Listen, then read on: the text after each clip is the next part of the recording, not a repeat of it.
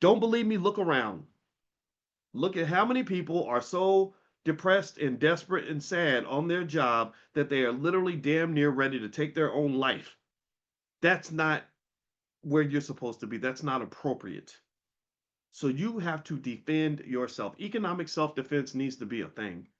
Economic self defense is essential for anybody that doesn't want to be exploited in this society. And they're not just exploiting you because you're black, they're exploiting you because you're weak.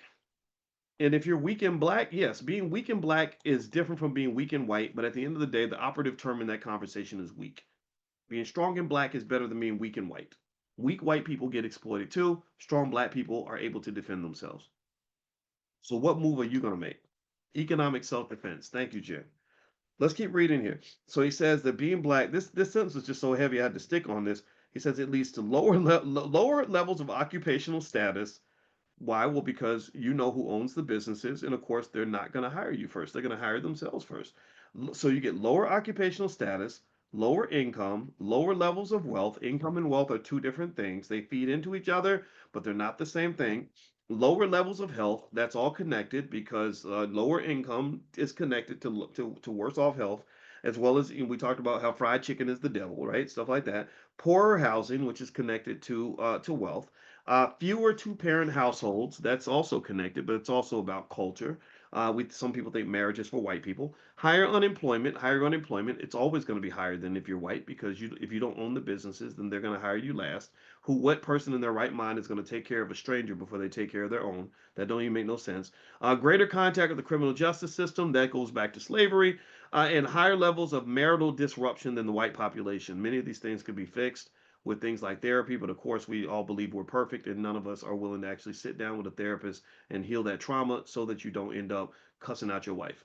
Moving on. The report suggested that socioeconomic conditions among blacks to a large degree stem directly from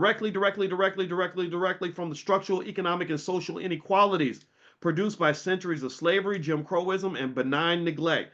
Centuries of slavery that's gone, but it still affects us. Jim Crowism that happened after slavery, benign neglect. Nobody stepping in to fix the problem. Who's fixing the problem? It's a big problem. I can't fix it all by myself, but maybe if we all commit to fixing the problem in our own house, that might be a first step.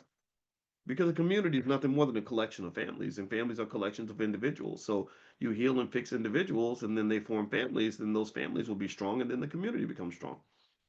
Easy, right? Very simple. Let's keep going.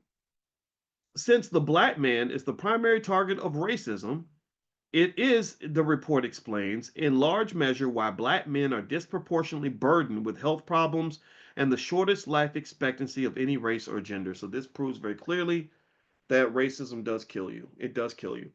Um, that's why I wanted to work by myself and with people that are like myself. I did not want to work with people who are not black because the world does not know how to properly treat black people. The world does not know how to respect a black man, so I don't go in places where I'm not respected, loved, and protected. That's just a rule.